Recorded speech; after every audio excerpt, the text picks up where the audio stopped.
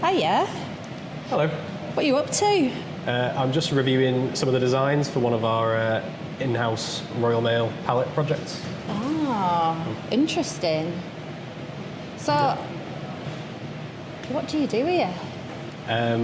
So I started as an apprentice in 2019 as an engineering apprentice, and I am now a project engineer for the Northwest Hub. So I tend to manage and design some of the implementation of some of our in-house developed projects. What's your name, sorry? My name is Ryan. Ryan, oh wow. So how old were you, Ryan, when you were an apprentice? I was quite young. I was 17 when I first started as an apprentice, and I'm now wow. 22. Whoa, you're still really young. Still very young. Still very young. And how did you hear about getting an apprenticeship with Royal Mail? So I actually heard about the job from my uncle. So I was on the hunt for an apprenticeship, and then saw how unbelievably competitive the Royal Mail apprenticeship was. Saw all the development opportunities, and yeah, the rest is history. That was 5 years ago. Wow. And what was it like? Was there anything in particular that was really a big influence on you choosing Royal Mail? Yeah, I think it was the history, to be fair. I mean, everybody knows Royal Mail, don't they? And I think what first piqued my interest was engineering in Royal Mail. Why does Royal Mail need engineers? And then, yeah, I realised that parcels weren't sorted by hand, and there's a whole world of different sortation methods we do. It's very interesting.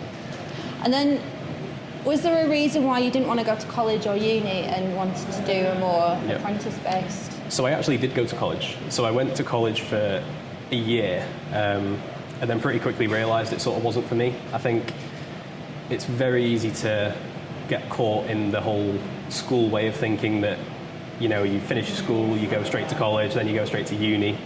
And yeah, I wasn't enjoying the kind of hands-off approach of college, so then I decided I want to actually do it. I want to learn on the tools as such. And then yeah, incredibly glad I made the jump, because then what it meant is I still get the college qualifications, but then I hit the ground running when I originally started. Was there anything that you really enjoyed about being an apprentice? Yeah, so Royal Mail combine all of the cohorts of apprentices. So there's a huge group of us. I think there was 35 or so in my cohort. They send you all over to Blackburn, put you up in a lovely hotel. You get a real sense of camaraderie with people who you otherwise wouldn't have met from all over the country. And then, in the apprenticeship, you do things like fitting, electronics, pneumatics, all sorts of really exciting hands-on stuff. And was there anything back in those early days about working for Royal Mail that you really enjoyed? Yeah, I just think they really look after you.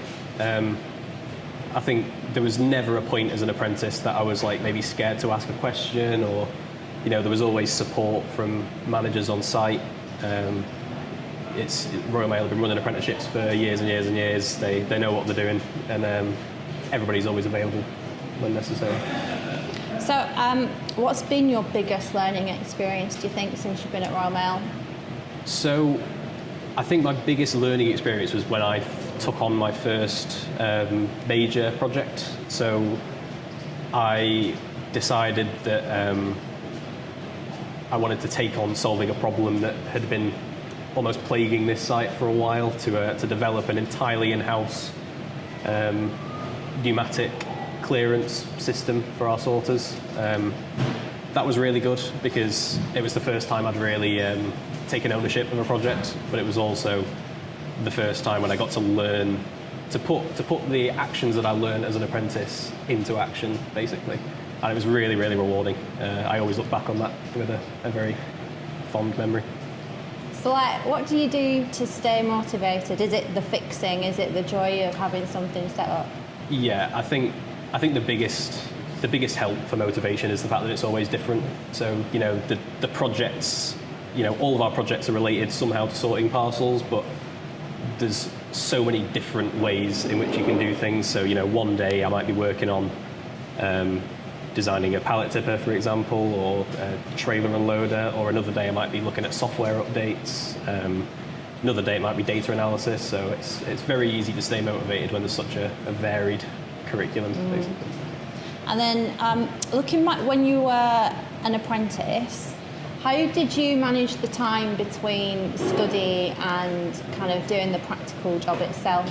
Yeah, so I was actually working away Monday to Friday, so we had 4 days where you're doing sort of like hands-on stuff on the tools, making things, building stuff, and then you had 1 day a week, which was our FE day, further education, where they basically put you in a room with tutors, incredibly knowledgeable people, take you through all your coursework.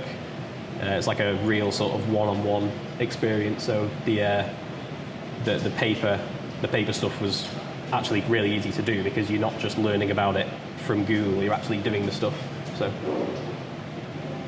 And then did you find that Royal Mail did anything that helped you out with the study part?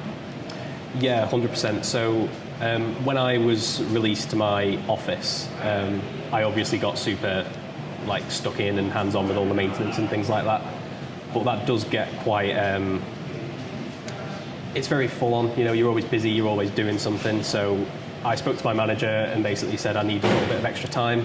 And he was happy to, help me work from home or help me, find a little quiet room somewhere where I could just sort of sit down and buckle into the paperwork side of things. Get the studying done. Definitely, yeah. Yeah. What have you found most surprising or challenging about your role here?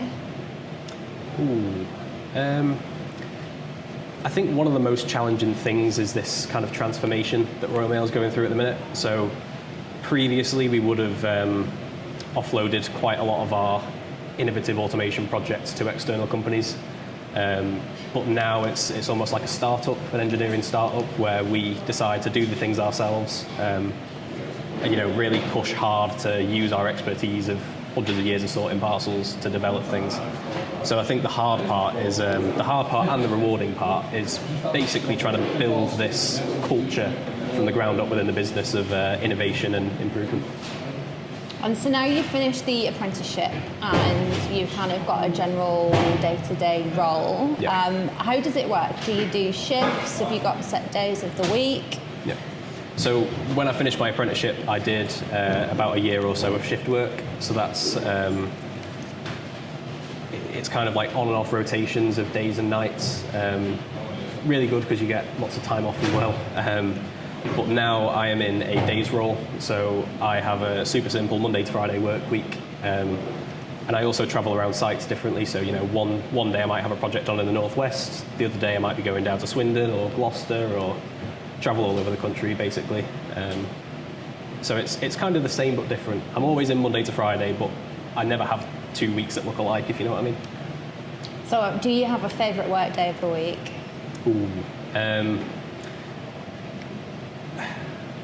It's very difficult not to say Friday, of course, but I think Friday's generally filled full of kind of progress updates and things like that. So it's great to kind of look back on the week, look at exactly what it is that we've achieved in the short period, and then kind of put plans in towards next week. And then obviously you have the weekend away, and then you're super refreshed and ready to go. And have you got a favourite time of the day? I kind of like it in the morning, so I tend to come in early, and just before the operation kicks off, try and find a little space somewhere and get all the admin stuff done in the morning, and then as soon as the operation kicks off, it's all hands on board basically. And then how do you think that your experience that you've had here at Royal Mail from your apprenticeship to now, how do you think that's going to influence your future career choices?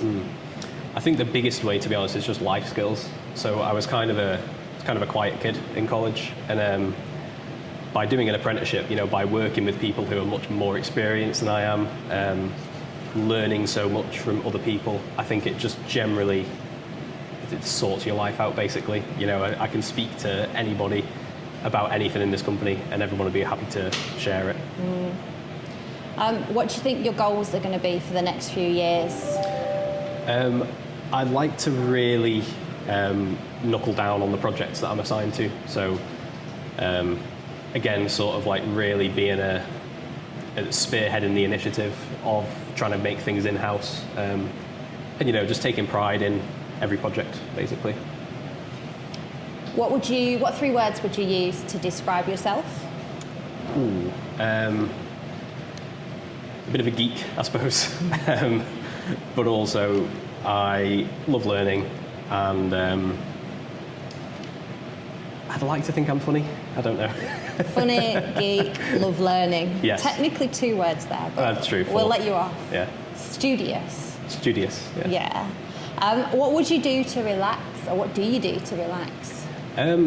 So because I'm a bit of a geek, I actually make things and 3D print things at home. Oh, So cool. I take the skills that I've learned in work, basically, because I enjoy them so much. I even take it home with me, and so basically my entire week is design things Monday to Friday in work, and then go home and design more things. Oh, wow. But obviously that alongside exercise and social life and that sort of thing. Normal stuff. Normal stuff. Yeah. What's your favourite bit of uniform? I like the high vis, because it basically means you don't ever get your clothes dirty, but also because it says engineer on it, and it's just nice to look back at every now and again. Yeah. And then what's more iconic, a Royal Mail van, a post box, or a stamp? Ooh. I'd probably say a post box, just because I think they're almost so iconic that people ignore them. And it's like at every corner you turn, everywhere you look, there'll be a post box. But then the same could be said about a van as well, to be fair. What do you think about the new parcel lockers? Really cool. An example of the positive direction that the business is going in, I think. And one of those things that you just sort of think, wow, why haven't we done that for years, basically? Yeah. What's the most rewarding part of your job? Solving problems. So I think, don't get me wrong, there are some challenges you encounter day to day that absolutely drive you nuts. But then that sort of feeling that you get when you sort of I've cracked it, I've really buckled down, worked hard, finally solved the problem, and then you get a good thing about Royal Mail is you actually get to physically see the things that you do. Right, so it'll be weeks of designing a conveyor system, and then you get to see it, and it's very rewarding. So the conveyor belt bit here. Yeah. Can we go and have a look at one? We can indeed. Let's go. Lovely. So what would you say to somebody who was considering a job at Royal Mail? Do it, definitely. Even if it's not just engineering, all sorts of. We offer all different types of apprenticeships, and I think it was the kickstart for my career that was definitely needed. And I've never looked back at it with anything other than just sheer joy, basically. Right. So this is the conveyor belt. This is the conveyor belt, yeah. So the CAD model that you just saw on screen was a proposed modification where we actually angle this conveyor slightly. What that then lets us do is put things on at the top end of the conveyor as opposed to here. Also that you couldn't see on that, but there are also some reinforced bed plates to sort of reinforce this bit that the parcels hit on all the time, and some side guards that sort of go out on an angle, go a little bit higher just to let us maximise the volume of the conveyor belts, basically. Lovely. Thanks, Ryan. I really appreciate it. No problem. Thanks. Anytime.